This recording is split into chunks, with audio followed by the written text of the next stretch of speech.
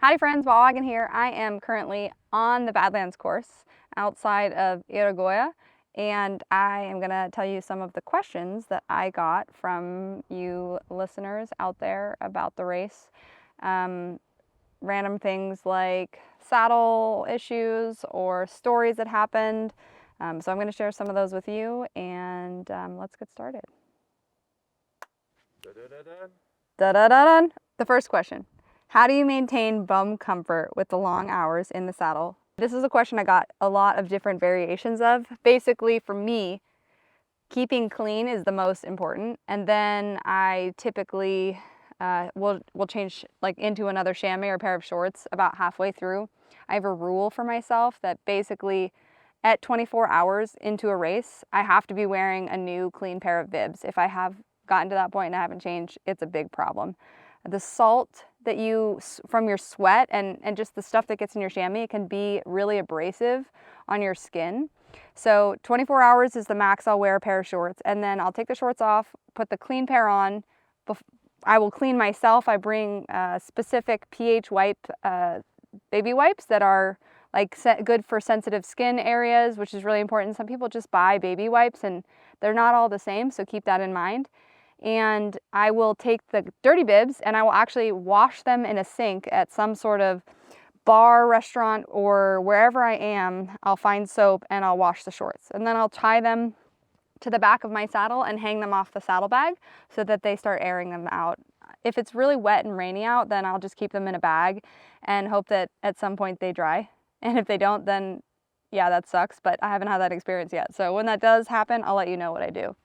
Other things that are really important are, this time actually, I carried a pee rag, which people who hike and camp do this kind of thing all the time. But yeah, if you're a woman and you go pee, there's a lot of acid that comes out. So if I use some sort of wet wipe, then I go through all my wet wipes and I just want to dry and clean everything. So I'll use the pee rag and then I'll use one wet wipe and just make sure that everything is really neutral so I don't get inflammation or pain from my saddle or the irritation or anything like that. So I try my best to stay very clean.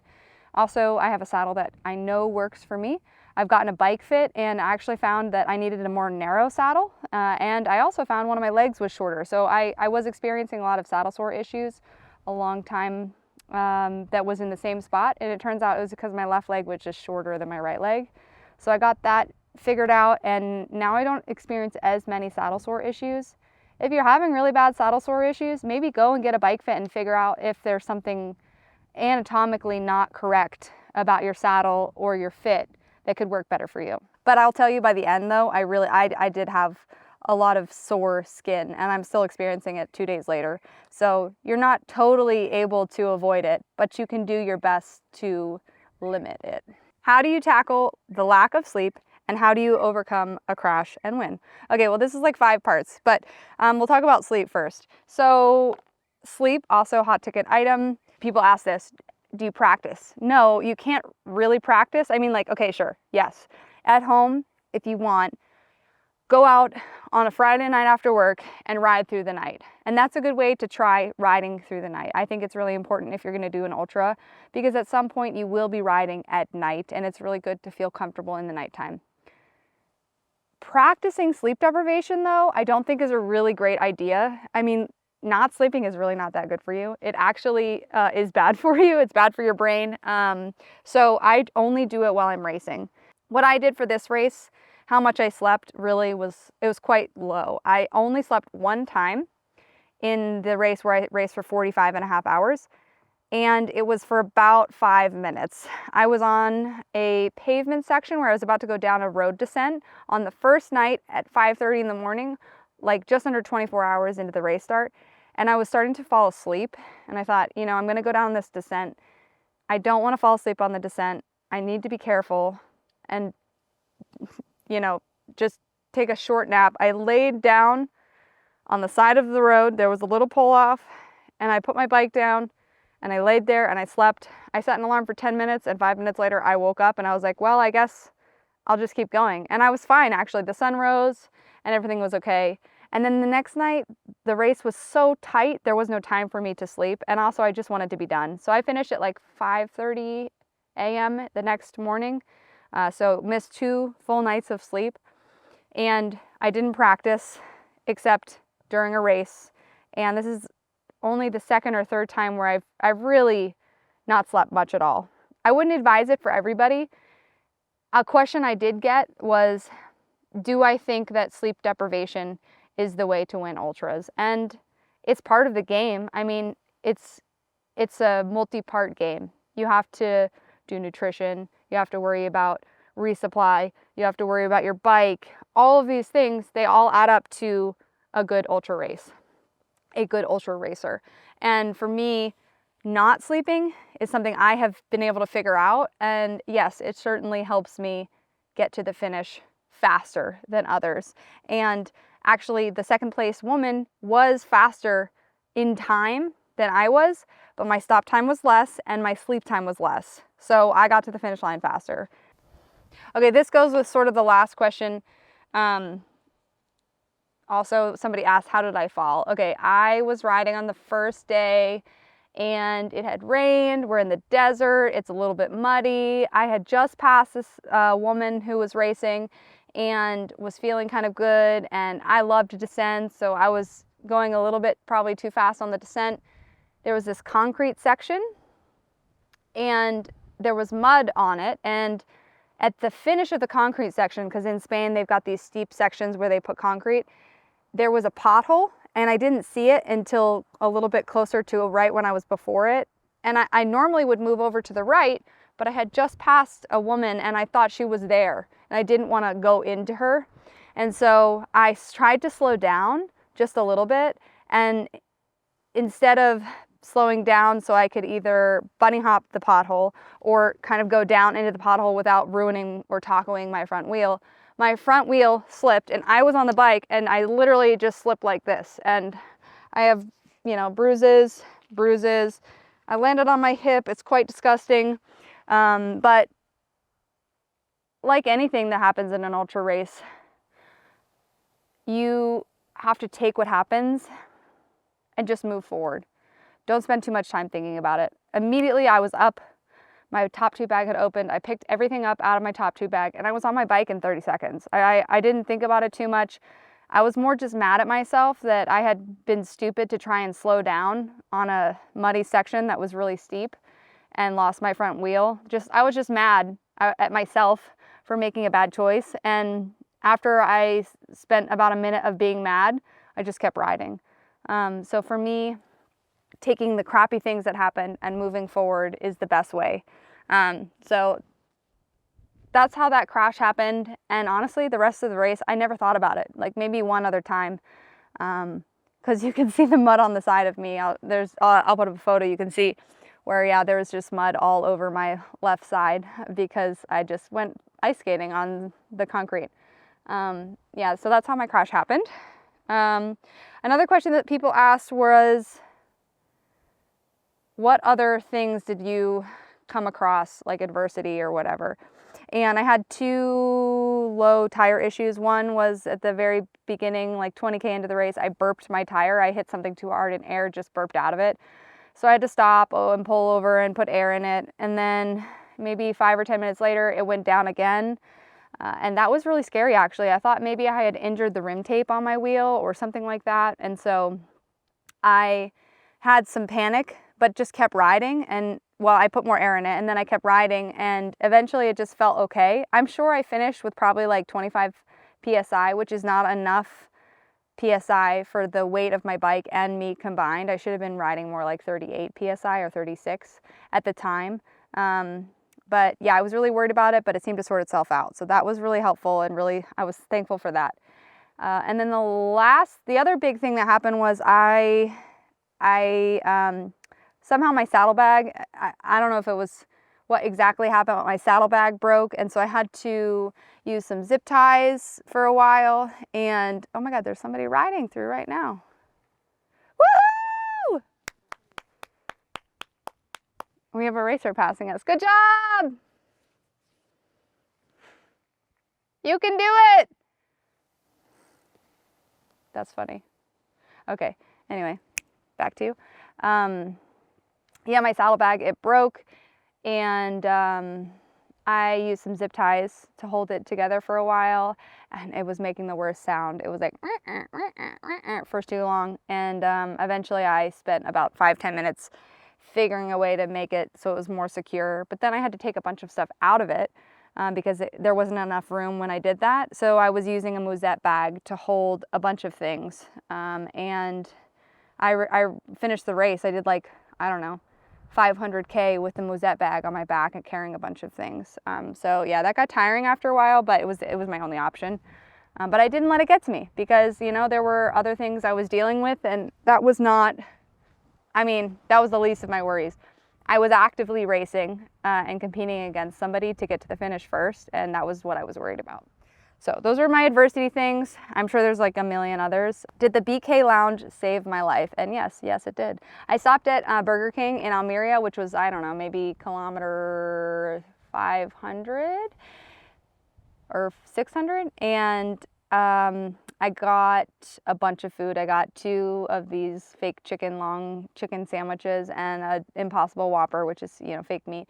And some French fries, and I also had a non-alcoholic beer, and I looked hilarious walking around in my kit. I probably smelled disgusting and looked weird. I brought my bike inside, and it truly saved my life. It definitely gave me good vibes for the rest of the ride, especially I was going into a really challenging climb at that point. And I saved a Whopper and one of the chicken sandwiches and put it in my musette bag that was very hot on me. Oh my God, I was so hot wearing it, but I knew that the food would come in handy later, and it really did actually. I ended up eating, well, the long chicken I ate later, and then I tried to eat the Whopper later in the evening, but I took one bite of it and I almost threw up, so I just decided I would discard the Whopper, unfortunately. So I had carried it for many kilometers, and I decided it was not worth trying to eat. So thank you, yes, BK Lounge, you saved my life. Somebody asked about how much time you need to go to do this event, and also like a budget, like how much you spent. For me, when I travel to ultras, I'm typically doing like a 700 to 1,000K race. So Americans, that's like 400 to 600 miles. And it usually takes like 2 to 6 days.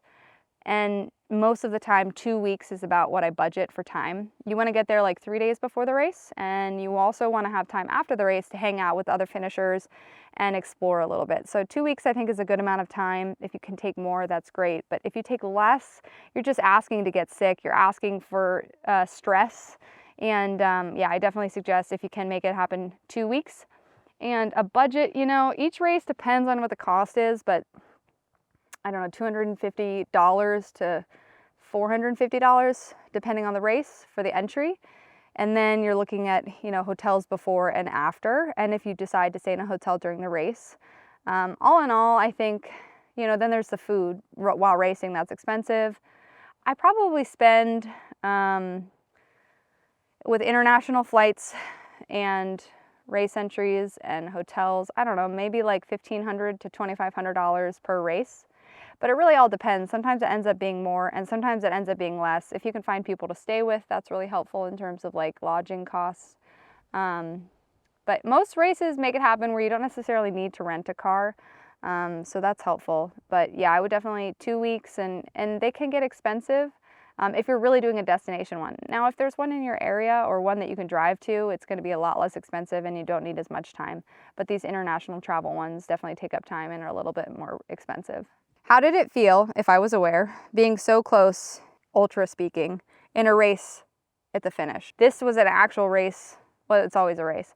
But I was actively racing another person in my category for the whole race, pretty much. From 300 kilometers on, I was between 8 and 10 or 8 and 15K in front of the second place women for a long time. And for me, actually, that was really exciting. I got to go as hard as I could and keep going and have a reason to push. So yeah, my speed was quite high, which I was pretty happy about. And just like, yeah, being able to race for that long was just really exciting. I've been wanting this opportunity to compete against another person in my category for a while, where it's like really truly a race, because I wanted to see what I personally could do. So that was really exciting and super fun. So I really enjoyed having a true race till the end. It kept me going, and it was a lot of encouragement actually to like keep pushing. Do I listen to music and what do I think about? I do listen to music, but I usually wait until at least 12 hours into the race. Typically I'm around other people and I don't want to be listening to music when I'm like with other people or near people or whatever. And I also treat it as a special thing. So like when I get to listen to music, I look forward to that. I'm like, okay, when I get to this point or when I'm feeling low after this time, if I get there, I want to listen to music. So yeah, I think maybe I started listening to music. Actually, I started listening to music like 2 in the morning. I was listening to a podcast actually. I just needed my brain to be focused on something. So I've been listening to this podcast called Normal Gossip. It's just fun, silly, like simple thing to keep your mind preoccupied. I also I did listen to music. I'm into like, I don't know, alternative indie folk music. So like happy things, like happy music makes me like distracted. And I listened to a couple other podcasts, like finished the Velocio by Badlands podcast about Ori. And I listened to the Lael Wilcox podcast with Pace and McElvin on the Adventure Stash. So that was kind of fun listening to something about Lael. So yeah, just trying to keep myself occupied. What do I think about though? Sometimes I get in what I call like the flow state, or what people talk about where you're in this like kind of Zen moment where you're really like, you're just not thinking about anything. And that happens to me a lot where I'm just kind of like so focused on what I'm doing that I don't even really have a lot of thoughts. Other times I think about like, I don't know, fun experiences I've had recently, or like, what my friends are up to at that moment or something like that. But a lot of times I think about the same thing on loop, or I don't think at all, which is honestly the best. If you're just like in a point where you're not thinking, that's the best point. You're just kind of like doing. Okay, how is your training for this type of race? I'm the least person to ask about training regimens because I personally don't follow a strict training plan. I do have a video if you want to watch it on my YouTube about how I train for ultras, and it's very simple. I mean, not simple, but it's very flexible. If I want to ride my bike, I'm going to ride my bike. If I don't want to ride my bike, I'm not going to ride my bike. I try and do like building. So like before I'm getting ready to go to a race, I'll do a build where each week I'll do more mileage, and then I'll take time off right before the race, like a little bit of time, not too much. And if I want to go and do a fast group ride, I'm going to go do a fast group ride. So yeah, I'm very flexible with my training. I want it to be fun. I don't want to feel like I have to do something, because for me, that's not what is motivating and encouraging for me. So yeah, if you are interested in doing ultras and you want to follow some sort of training plan, go and look for one, but it's not going to come from me. People ask this all the time, what light is on my helmet and how are my hands feeling? For the light, I use the Phoenix HM65R, and it's a wonderful light. It lasts a long time. You can plug it in and use it at the same time. Actually, so funny story, my light was actually dying because of assorted reasons, and I needed to plug it in, but it was dark. And so I was like, okay, I think I can charge the light and use it at the same time. So I took my external battery and I plugged it into the light on my helmet, but then the external battery was hanging from a cord on the back of my helmet. And I thought, well, what do I do with this? And I tried tucking it in my shirt, but the cord wasn't long enough. So I like thought about it a little more, and I had an extra hair tie on my wrist, and my hair is always in a braid. So I took the battery and I wrapped the hair tie around the braid and my external battery, which is like this big, and it worked. For like 2 hours, I just rode with this external battery hanging from my braid, and every once in a while I would ride and it would fling over and like hit me in the face. It was like the most ridiculous thing, but it's what I needed, and I was close to the finish. I was at like maybe 3 hours from the finish, and I was worried my light would die. So yeah, it did the job. But the Phoenix HM65R light is wonderful. If you look on my Instagram or down in the show notes of this video, you can find there's a link to it. It's a wonderful light. They make a tail light also that I really like. And yeah, Phoenix is super simple, very inexpensive, and a super great way, very light also, to go for lights. And also, I only use a headlamp. A lot of people are really surprised by that. They're like, you don't use a handlebar light? And no, I don't. If I'm using my dynamo, I will occasionally. Honestly, I use the dynamo situation more for charging things rather than having the extra light. But I have quite good night vision, I've gathered, I guess. And so for me, I can use my light at a pretty low setting and not necessarily need a lot of light to see things. Okay. Oh, how are my hands feeling? Hands and feet. My feet are a little bit numb, but hands are totally fine, which is great. I do have a good bike fit though. I think I attribute a lot of that to the bike fit. So again, like I mentioned earlier, bike fits are really important. So that was the last question. If you have any questions other than what I said, leave them down in the show notes and I may do a little this or that kind of situation with some answers later. But thanks for watching and stay tuned for some more exciting Badlands content coming up. Don't forget to like and subscribe. Adios.